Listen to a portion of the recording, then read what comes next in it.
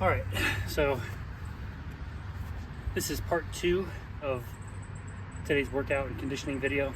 I'm just gonna separate them. So we're gonna have the conditioning and agility focused section in a different video since it's more fitness related anyway. And then this video is gonna be more of the martial art swordsman type video. So I'm gonna show you a new adaptation I saw online. If I can remember the creator, I'll find the video and I'll link to that video. But essentially, the idea is that we're doing the Myers square. So traditionally, when you do the Myers square, you start in your dominant hand and you cut all the way through, and then you cut and you cut, and we transition these cuts into these big sweeping motions, right? But obviously, in a fighting context, unless you're threatening them to try to create space, if they're in your engagement range, right, I could hit them from here. You're not gonna sweep through unless you have an immediate follow-up plan. You don't want to change directions like this unguarded. So the idea is that we stop in the center because we're making contact with something, be it their sword or their armor or whatever. And so now when I change directions, I need to change from this position. Okay, so obviously they have something I can make contact with to create this scenario. So I'll run you guys through what that looks like. This is the standard version of it. We're just gonna do our standard strikes, right? There's also a different version of it where we can throw in zverkals, change of our footwork, things like that, but here's the standard.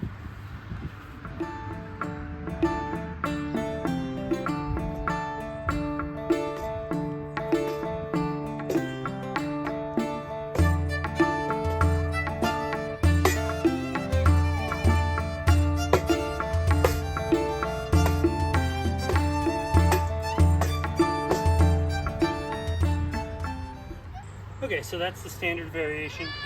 I'm still kind of getting the footwork down because it throws me off a little bit when I'm making contact with the pellet itself. But basically there's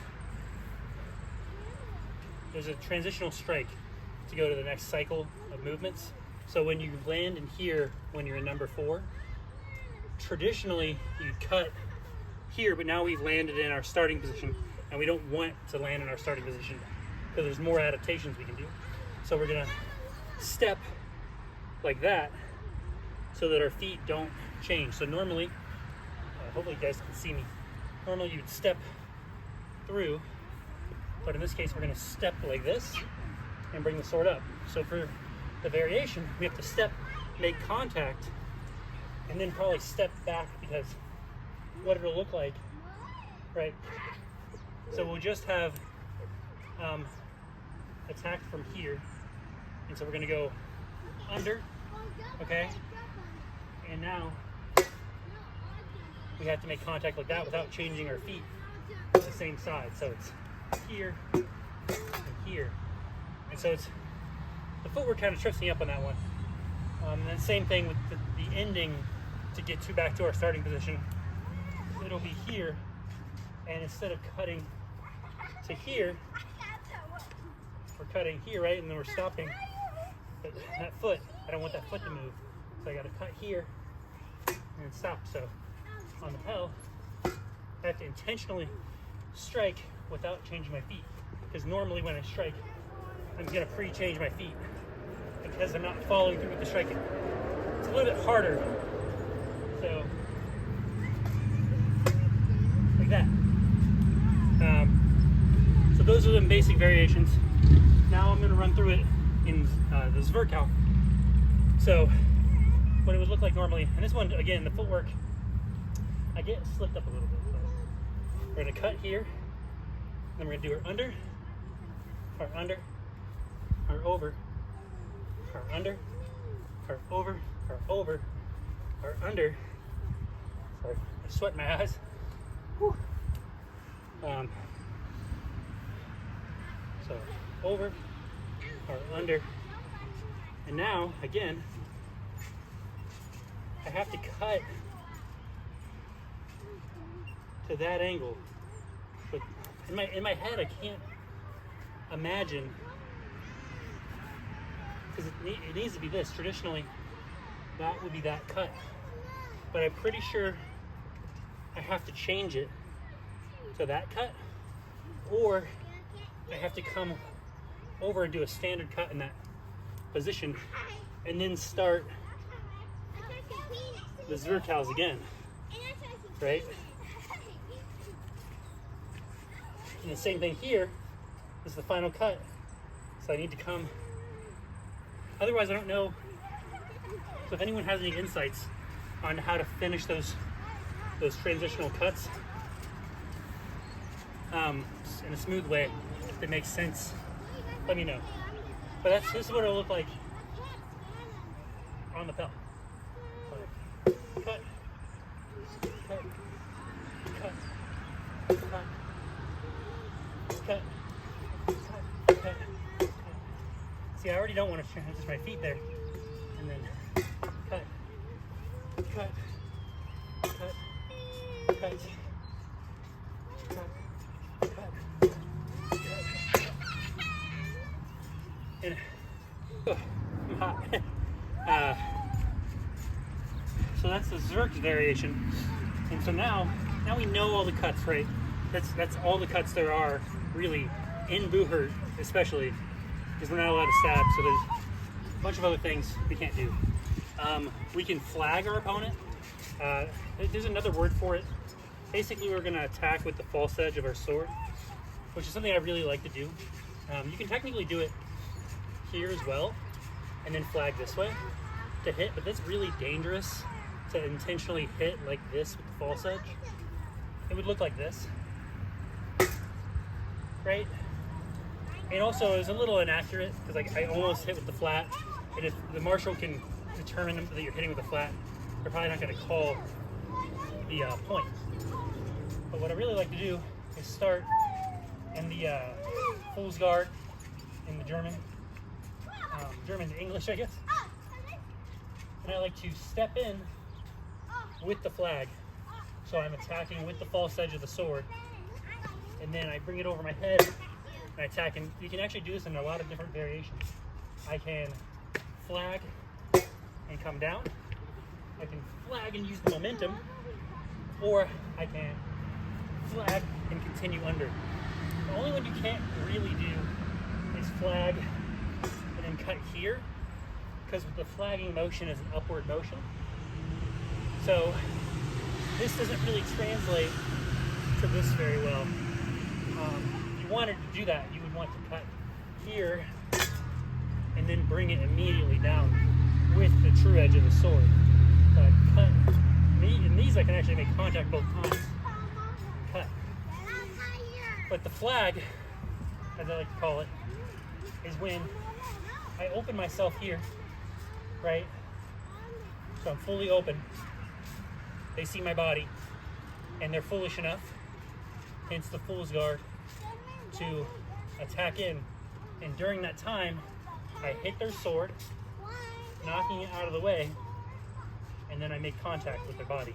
And if you need to, because you have a lot of time here, to step in, I can take an additional step. I don't know if you saw that, but here, right? But let's say I don't have the distance there. So I can go here and see how I moved with my back foot that was still on the ground just before I made contact. So kind of like a one-legged jump. Hopefully you guys can see me from there. I'll do it. Here, so. Right? That's a little bit more dramatic, but because normally, boom, I clear it. But I'm a little bit further away here. So I barely cleared it, but someone's gonna have time to dodge that, right? So I really wanna make sure I make contact. So I'll go, see how much more distance I covered right there? I actually had to pull my hands a little bit backward on that one.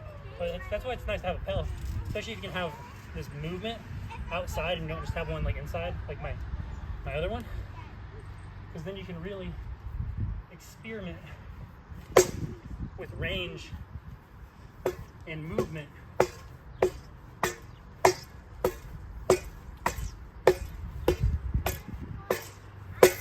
Right? So that's really all I had. Just a simple variation of, which, I mean, it's obvious, but I guess I just didn't think when I was doing pel work to specifically structure it with the Myers square technique. I'll leave you guys with one more technique. I don't think I've displayed this in a video before, so we'll do it. But essentially, this is a technique I learned from a friend of mine, I guess, from the Kentucky group.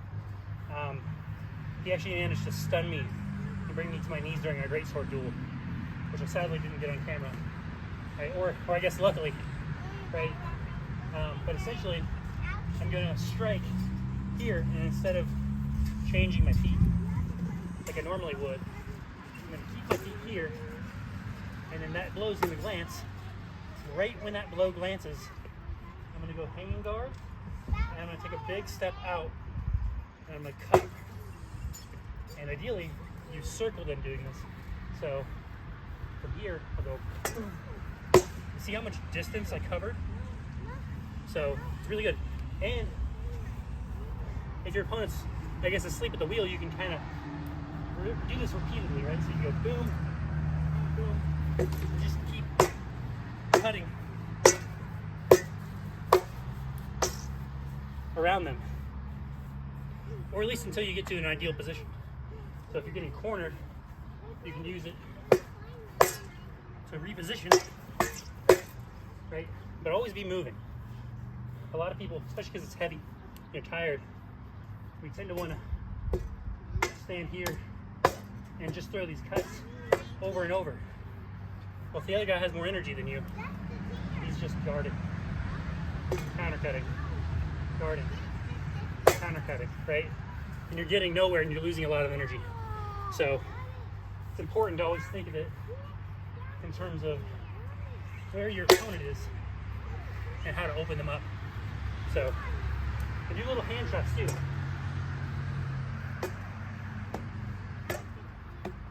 Right? If they're being super passive, hit them in the hands, make a move. So, yeah, that's all I wanted to show you guys today. So, hopefully it was informative, and hopefully my audio isn't terrible. That's all for today. So, goodbye, guys.